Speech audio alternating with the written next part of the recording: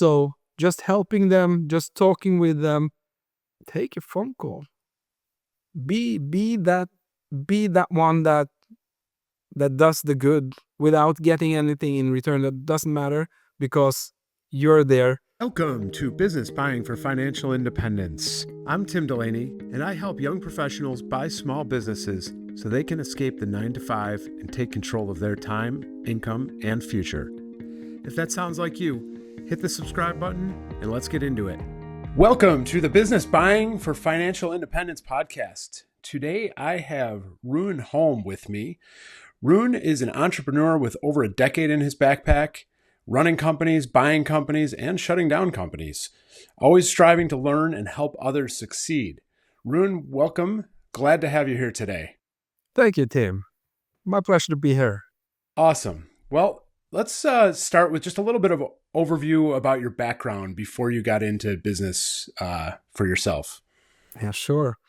I'm actually a marine engineer. I was sailing the seven seas for about 12 years or something, all around from the US to Asia, Brazil, and everywhere. So it was quite nice, actually. But then the family came and I had to reroute. So that's why I'm starting my business and so on. So is the family what sparked your interest in settling down and finding your own path? No, that was more when you're an engineer or have been sailing on the 70s. You're used to kind of a lifestyle. You work some weeks and then off some weeks or months. And when I started this journey onshore, I was working from 6 in the morning to 11 at nighttime in a dry dock. And I figured this is not what I want to do the rest of my life. So I started a business instead. Nice.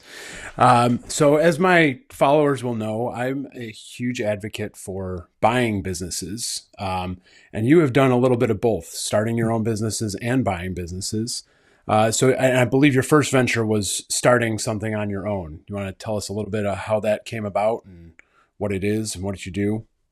I started a business within renewable energy, and that was because I was living about 1,000 meters from one of the three-bladed wind turbines. And the thing with that was every time the wind was on my house, I could feel the vibration in my bones. So I figured there has to be another way. And with all the connections I had around the world, I started to think, and then I came up with a vertical wind turbine instead. And that was the path I started my first business. And this is one of my businesses I still have today, a vertical wind turbine. And these are not the typical 3-blade. No. Okay. Well, they are like drums spinning like this instead. Okay. And it's absolutely silent. You can have it on building rooftops. You can have it on poles in the yard or something. It's really, really much more attractive to the eye than the big 3-bladed. Interesting. So it's a little bit of a different model. You realized from your experience being near those big turbines that there had to be a better way. Yeah. Awesome. And you said something about connections there that really helped you get started in this. Yeah. When I was in the U.S., I was sailing a lot on the U.S., on Boston, Savannah, and so on.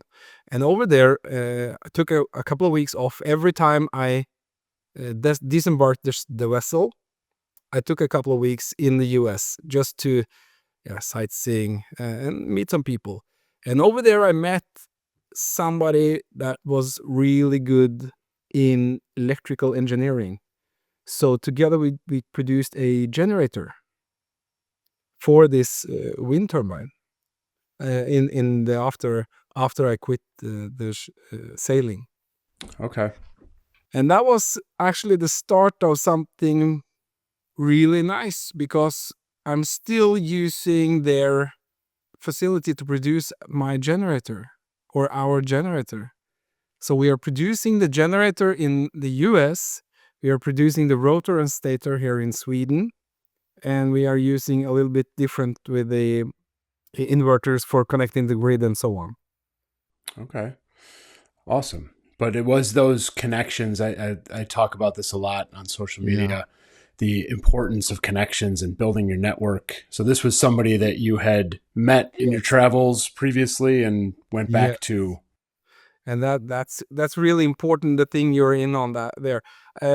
Networking is the number one thing for success, I believe, because when you're small, you sit there by yourself, you think, how can I? But the thing is, who, not how. Who, not how.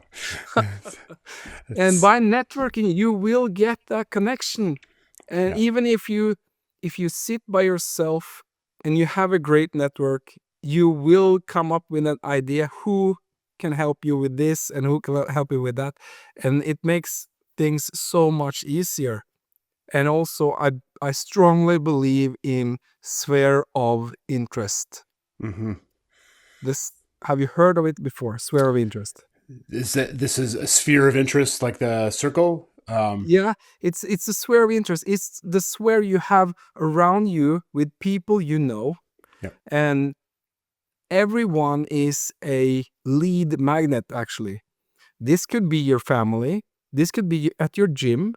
This could be at your grocery shopping or anywhere you are. You have some people you know that might know some other people that is your potential client. Mm-hmm. They use it a lot in real estate, not so much in business overall, but we should implement it even more because it's a really good tool to have and to build a good network with. It's a matter of letting people know in your immediate circles what you're working on, what you need, who you're looking to connect with, because chances are that somebody they know might be somebody that you need to know or you want to know. That's an awesome lesson there. And we love to help each other. So if you're asking me, I need an electrical engineer. Oh, I have one in my network. Let me get him. Yep. So that's how we work. Awesome. It's such an important lesson for any would-be entrepreneur, any existing entrepreneur, anybody in life, really. It's just getting things, or learning new things, finding the people that can help you is maybe a connection or two away. But you need to let people know that you're interested. It's so valuable. Yeah. And then, so from the wind turbines, you got into another business that's somewhat related, but not exactly. Together with the connection in the US, I got another connection that was working with LED lights.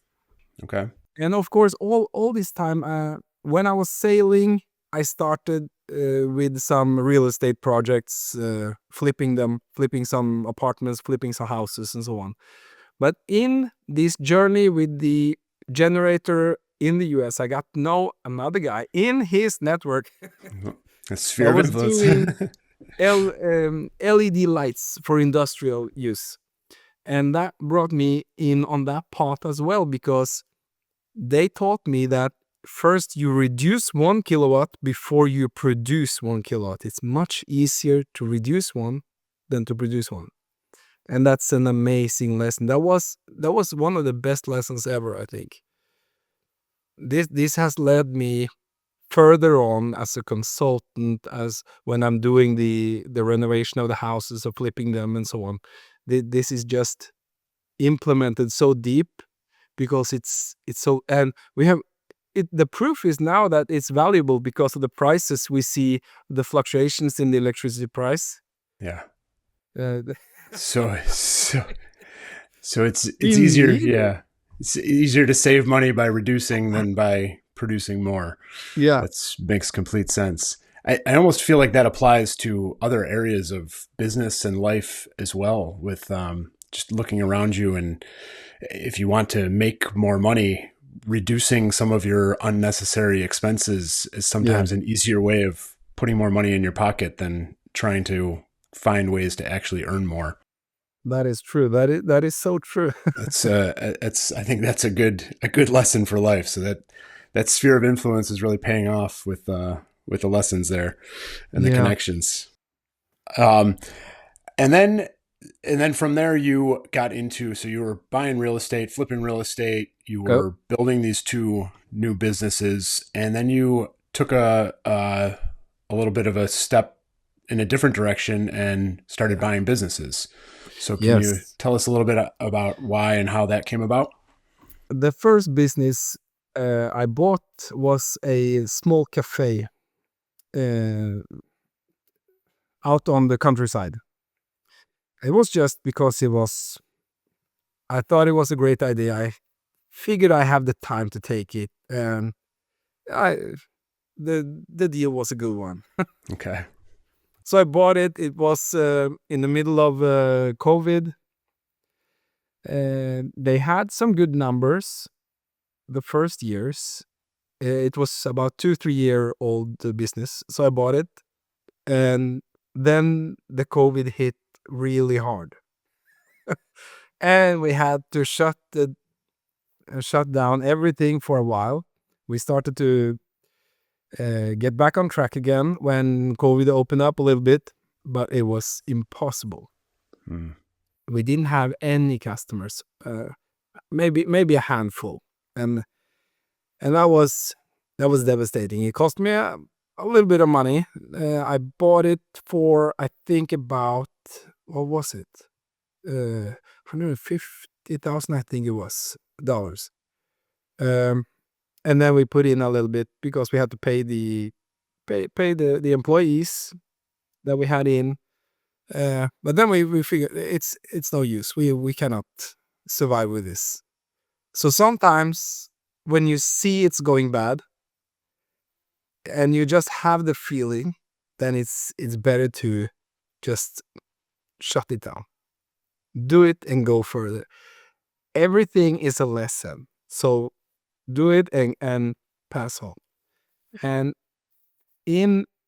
during that time, I also bought a online furniture boutique. They imported furniture from Spain here to Sweden and Norway. Had a good agreement, exclusivity for the whole of Scandinavia. That was a good one. I think I paid around $80,000 for that one. And my thoughts were, it's a cheap business because the homepage alone would set me back about 20,000-30,000. And here I have the full setup with the good agreement and all the channels open. So I figured I'll take it. Mm-hmm. And it was the same story again. We couldn't manage. So this is now that company is just a resting company. We didn't put that down because we see the possibilities that might come up further along the line. So it's better to have it resting. I don't know what's the name for this. Dormant. Yeah, dormant. Yes. Yeah. Yep. So it's a dormant company at the moment, and we will see when things are a little bit better if what we will do with it. Maybe we will change the direction and do something completely different with it. But we have the company and we have the money put into it and so on. So Okay. I'd like to back up a little bit and discuss the cafe in a little bit more depth. So you're a successful businessman. You're building two companies, plus you've done some real estate. You presumably are in a decent financial position to make a risk, to take a risk like buying a cafe. What was there any one thing in particular about the cafe that jumped out at you as making it an interesting buy? You know, I've learned this afterwards, that you should never, if you love ice cream, you should never start an ice cream shop. I'd be 500 pounds if I was. I love waffles, and that was their their thing. They had something called bubble waffles Ah, yes. stuffed with ice cream. Some of them was stuffed. Actually, they had another one that was stuffed with meat, Ooh.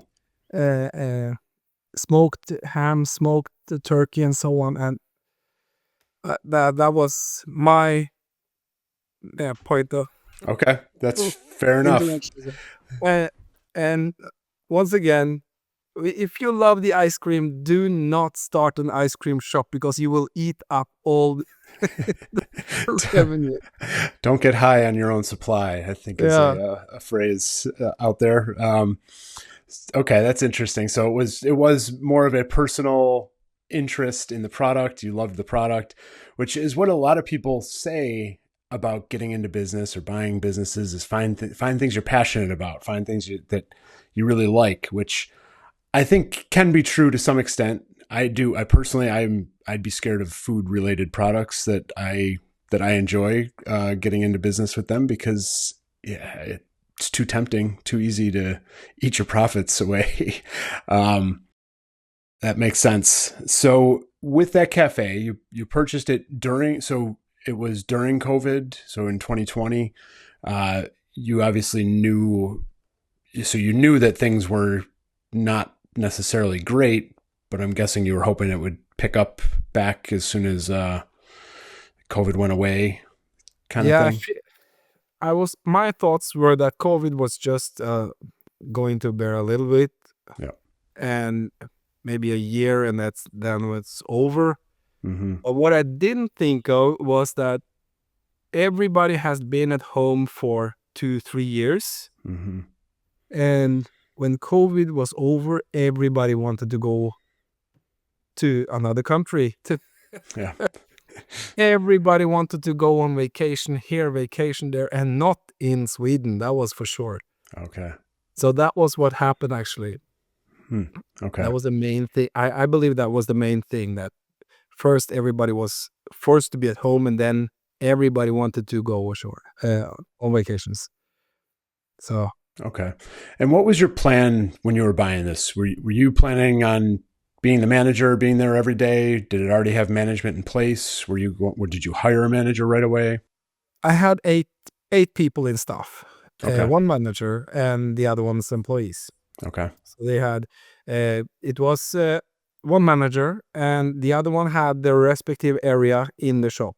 Mm-hmm. So one was in the kitchen, one was doing some of the inventory here, and some inventory chocolate, and so on. So everything was quite good setup, but as soon as you're missing the key element, the clients, Mm-hmm. it's difficult. Yep. It's tough to do business with no clients. That is for sure. And then how long did you have it before you shut it down?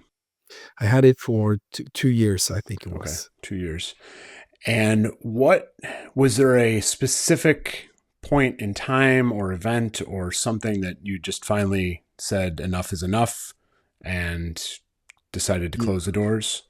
Yeah, that was, we had some spikes in the electricity price, Okay. and they had been doing cinnamon buns Okay. all day and all night. They started early in the morning. But that day, I don't know how many hundred cinnamon buns they did, but that was amazing. But then again, the oven was picking down every profit we had because of the electricity price. Then when I saw that electricity bill the next month, I said, that's it. Mm-hmm. Now we're done. Yeah. Oh, that's tough. And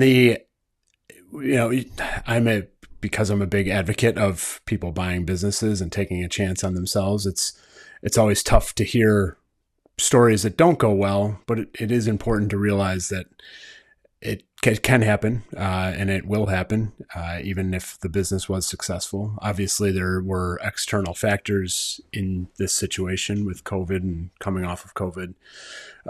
It was especially hard on the cafe, restaurant, bar industries, getting people back. So what is the biggest lesson for you? I guess you already kind of talked about it, of not buying products or a business just because you like the product. But was there any other major lessons that you learned in? But I think the main thing is that everything is a win-win. In every situation there is a win-win. So as long as I learn something, it's a good deal, even if it's cost a little bit over the average. But I think you need to take risks also, as if you want to have a good profit or a win. Then if you only sit and watch, if you're sitting there watching TV or scrolling on your phone, you will certainly not have any profit in the pocket. So Definitely. With the cafe, if you had purchased it and planned to manage it yourself and did manage it yourself, do you think you would have stuck with it longer? Do you think there would have been yeah, enough profit or salary for you to keep sticking with it? probably not profit, but I would get personally involved, and as soon as you get personally involved in a business, you feel more for it. You want to keep it a little bit longer. It's like when you love a car or a house, don't never get too attached, because that will ruin you. Yep. Yeah. And if I was the manager, I would have been gotten very much more attached to that business than when I have external people working in it. So I think actually the external people working in it, the employees that work here, that was the thing that saved me most. I'm just think about keeping it for another year. The rent, the salaries, and all of this, taxes. Yeah. So were you constantly putting money into it over the time that you owned it? Yeah. So that's a tough situation to be in. And obviously, as business owners, we want to try to take care of our employees. You hate letting people go, but sometimes it's just reaches a point where you have to let go. It doesn't make sense to drain yourself financially and emotionally and all those other things. Jumping over to the furniture business. So this was another kind of victim of COVID and the subsequent supply chains. I believe you mentioned that the accident in the Suez Canal also impacted the shipping costs and made it challenging, to say the least. Was there something? So one of the things that attracted you to this business was that it was kind of a lower overhead to manage because you didn't have the inventory and lots of employees as you did in the cafe. Was there something, I guess, was there an event or a specific point in time that made you realize that this was no longer going to be viable for the time being and caused you to rest it? Actually, I think it was just happening. I don't quite remember how that went, but I just remember it got slower and slower and slower. And then one day I had just stopped and stopped doing that and focused on the other business instead. So I don't know, it just poured out somehow. It wasn't a fixed date and time that now I'm stopping this. It just that I think maybe that was an internet shop. So when the orders was lowering and less orders coming in, I think everything is just pouring out, and then suddenly it's no more, and you forget it, because as it's going and it's going strong, and you cannot keep up completely, because everything was automized. So everything was going directly from the company that built the stuff and to our clients. And at the beginning, we didn't see the lower or the reduction in sales. If we had seen it earlier, I think we could have picked up doing some advertising and so on. Speeded up a little bit things, so we got back on track. But I think it went too far, too fast, and then just it's not possible anymore. It will take too much time to get it back on track. Interesting. So we put it dormant. Is there, so with both of these businesses, there were pretty significant external factors that impacted them.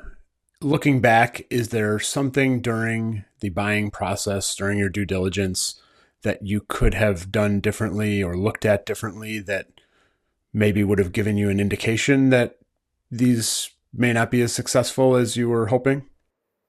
For the cafe, I think it could have been the food. If I didn't love food so much, or the waffles, and on the other, on the furniture shop, I think straight off I was too cocky and thought I could do everything.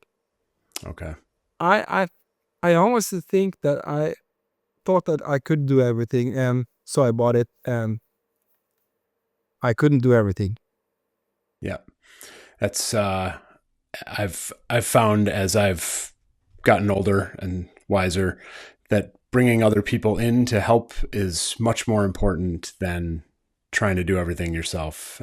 You go further, you go faster when you have the right people in the right places. So you didn't have any employees or partners on the furniture business, correct? No, nothing, no. Yeah. Do you think, looking back, so if you had brought somebody in to help it from day one, do you think that would have made an impact? Yeah, definitely. Then they could have a full control of it and guide it a little bit, see the reduction in sales, see the possibilities, instead of just buying it, forgetting about it, and thinking everything is great until you see the report. And that's also something that I learned along the way there, because my other businesses has gone so well. I just get the report every now and then that, okay, we're up to date, we're going, it's okay. But here, with the cafe and the furniture shop, both of them were bleeding money. And that made me realize later on that we always need to keep an eye on the money. Keep an eye on the money. If it's slowing down, figure out how or who to do something to get it better or back on track. Yeah. On that note, do you have a bookkeeper for each of your separate businesses, or somebody that does all of the financials for you? I have actually outsourced it now. Okay.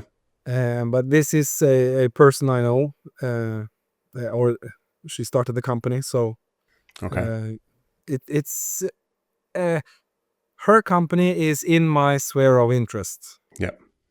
Okay.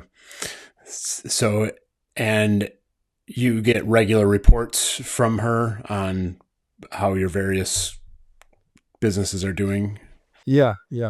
Always update. And also, I like to do a call at least once a week just to check and see that earlier, before COVID and after COVID, there's a line there. Before COVID, I didn't bother. I got the monthly report. It was okay. After COVID, I'm calling once a week at least, just to catch up, to check, to see if there is something I can do to get better, to be better myself. There's something I can learn, anything. Okay. Yeah, go ahead. It doesn't demand much. 5-minute call, 10-minute call, and that's it. So. Yeah, exactly. And are there certain metrics that you're looking at or you're asking for on those weekly calls? Are there particular things? The main thing I'm looking for is just an overview. I just want to see an overview. If we have more outgoing than incoming, I want to know why. Mm-hmm. But if it's more or less stable, I always like to see a little bit more income than outgoing. So that's the thing. If there is a shift, I want to know why. I need to know why, actually, Mm-hmm. Yep. just to see and know what's happening, and so I can also pull some strings to get it on track again. Yep. And on these calls, so presumably your bookkeeper's using some type of accounting software, QuickBooks or something of that nature, and they're keeping those up to date because you are asking for these weekly calls and you're having they need to be able to report. One thing that I see in businesses that I've helped and that I've looked at before is they have QuickBooks and they might even have an external bookkeeper, but they don't use the software in real time. They let things build up, the transactions that need to be categorized, they let them build up for weeks or months. And it's hard. It kind of defeats the purpose of having that software, in my opinion, because now you don't know where you stand at the end of the week or the end of the month if those things aren't up to date.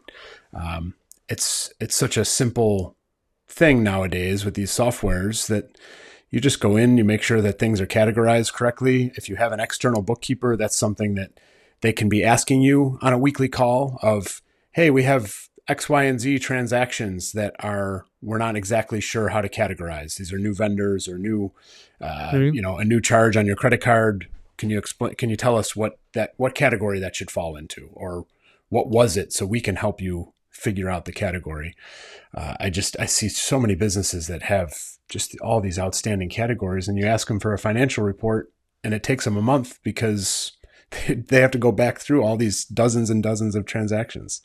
So that's a good tip for. And I think that we buy too many systems for the same purpose as well, Mm-hmm.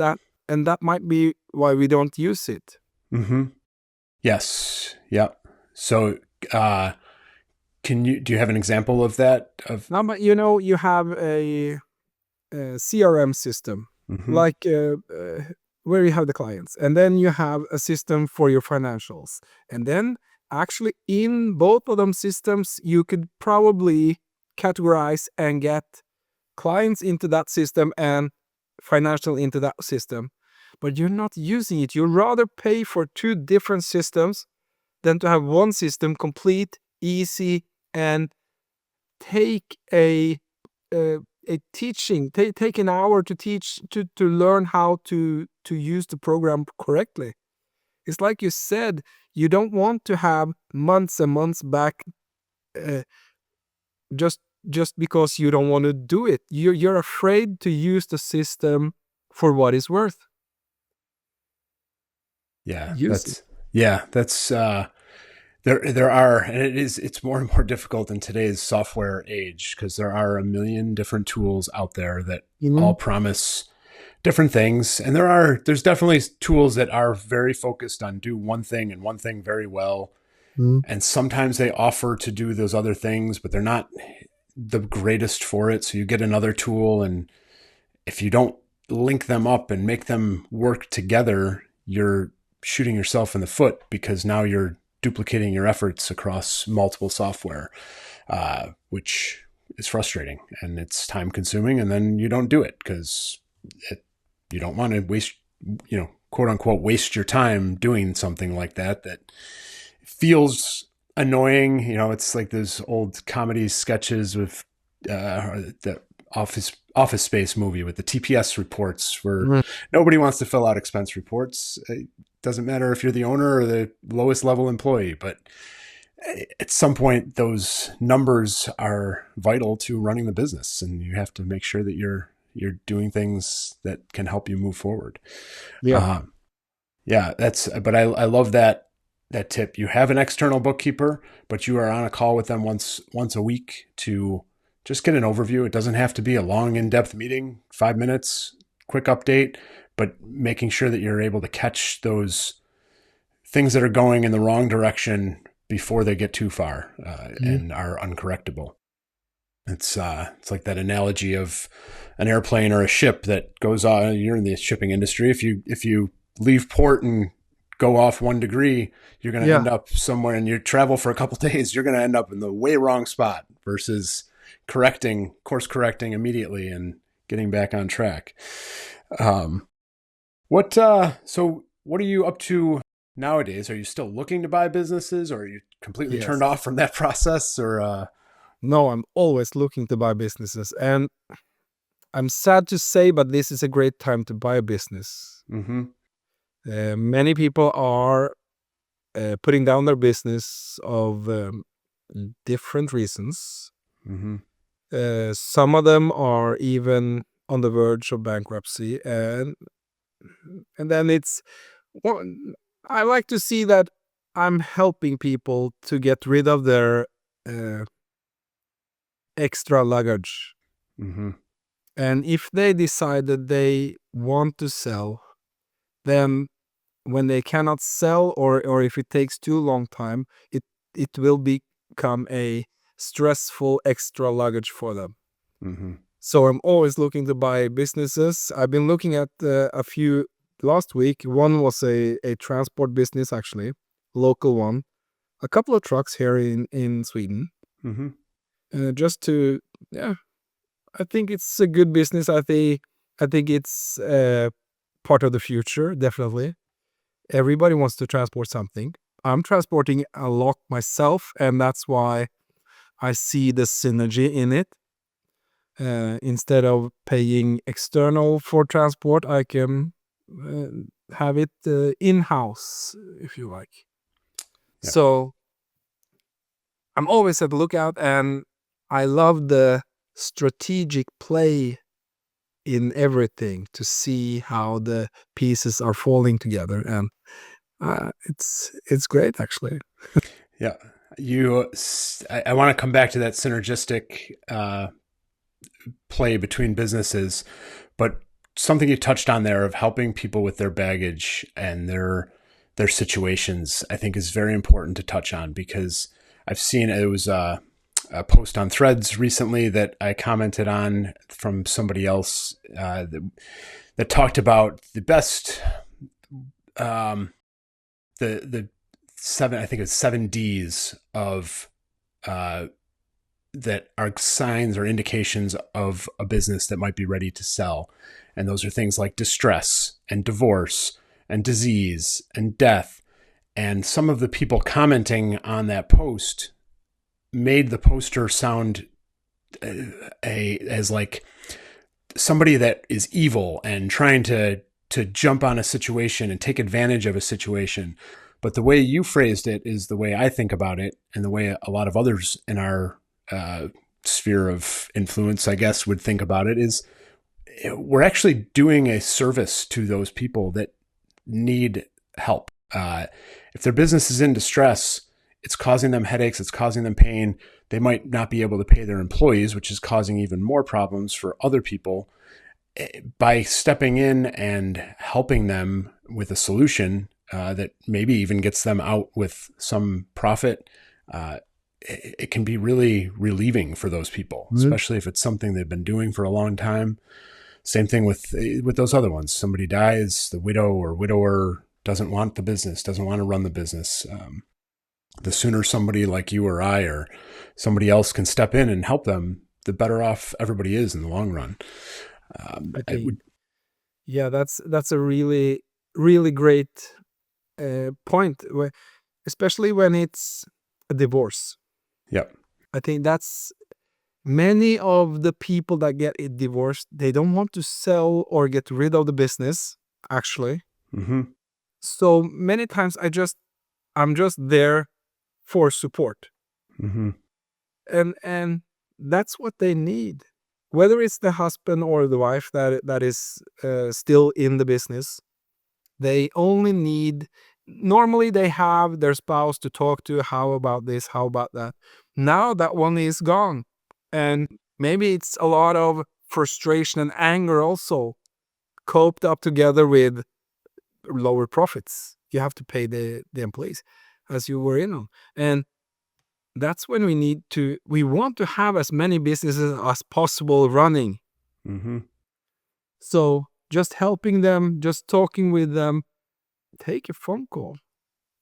Be that one that does the good without getting anything in return. That doesn't matter, because you're there, they are there, and we have many of us has been in the situation. So why not try to do the better thing? Awesome. That's such an important point that I think resonates across every aspect of business, of doing something good for the sake of doing it. It's just being there to help.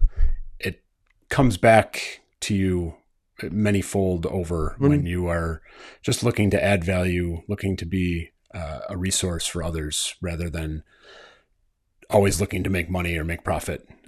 Such an important point there. Jumping over to that trucking company. So you mentioned the synergistic values of that. You ship a lot of stuff for your other businesses. Trucking is obviously important. Shipping, all these goods are moving around the world, around the countries, around towns every single day. So there's always a need for something like that. And at first glance, somebody would say, well, Rune, you're in the, wind turbine and LED industry. What does trucking have to do with that? But you've already connected the dots. Your stuff needs to move. Why not? It's something that even if it doesn't necessarily help your businesses right away, this particular company, it's an industry you have some familiarity with because of your presumably dealing with logistics and moving stuff around. So it's important, I guess, for people to think about the fact that just because a business doesn't fit exactly in what your knowledge or your skill set is, doesn't mean that you don't have the knowledge and skills to run it, or to guide it forward in the future, or to hire the right manager for it. It's such a important thing. When I got into the wine and liquor industry, I was asked a million times, what experience do you have? Have you ever been in the wine industry? Do you know anything about the wine industry? And it's like, no, but I've shopped in a lot of retail stores. I have a good business education. I've got a good background in product from around living in different places around the world. I know of a lot of different products. I think I can figure out the rest, and I did.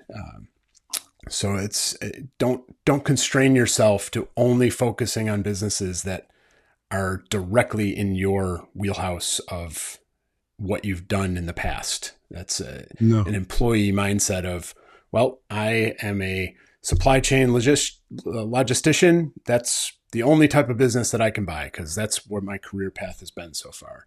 That doesn't prevent you from buying any other type of business. I totally agree. I think we touched on the subject that love what you do a little bit earlier. Yeah. And then you will find your path. And that's the thing. Many people are searching for, what is my purpose in life? But your purpose in life, my personal thoughts around this is, if you enjoy your journey, enjoy every day, every challenge. And as you said, if you get another challenge, like your wine and liquor store, a business, that's a really good challenge. Even if it's not on your path, to regular path, but it's a new experience. You learn so much more. You get happier and happier. Yep. Every day you learn something new instead of just going in the same direction and keeping it that way. Then it might get a little bit lame. Yeah. Finding ways to stimulate your mind, taking on new challenges is super important. And you can do that within your own business, opening up new lines of business or new products. But it's also fun and exciting and challenging to your brain to take on new businesses outside of your day to day. When you're looking at these new opportunities, are there certain criteria that you're looking for in these businesses? Certain metrics, profitability, growth potential? I'm always looking for some of their. I'm looking into some of their stuff actually, because I want to have some of them with me. I don't want to make the same mistake I did with the other shops or other businesses. So that's why I'm looking into the people that are working there, and I'm looking into their spirit to see if they have the drive I want and the mindset I want. Because I don't want them to go to work and think, oh, another day. I want them to have a vision for the company, how they want to see it in 5 years. Where do they position themselves there? So now I'm doing that instead of just looking at the numbers. Of course, I look at the numbers. I want to have decent numbers. They don't have to be great. Every business has a potential. So the numbers doesn't have to be great. I know that from experience that you can always turn around a business if you have the right strategy and the right people. But it's the people that makes the company. And if they have the drive and the vision for the company, then you have a totally other possibilities. Yeah. People are definitely a key piece to any business, whether it be your partners or your employees, or they definitely drive the business. And that operations piece that you just touched on, with any business in theory can be turned around. I was just listening to a real estate podcast the other day where they talked about the fact that it's the operations. People can buy a thin deal, not the greatest deal in the world, and still make it profitable because they have awesome operations. And there are people that can buy what looks like the best deal in the world and still run it into the ground because of bad operations. So that comes back to the people, to you as the buyer, the visionary, and the people that you have in there running it.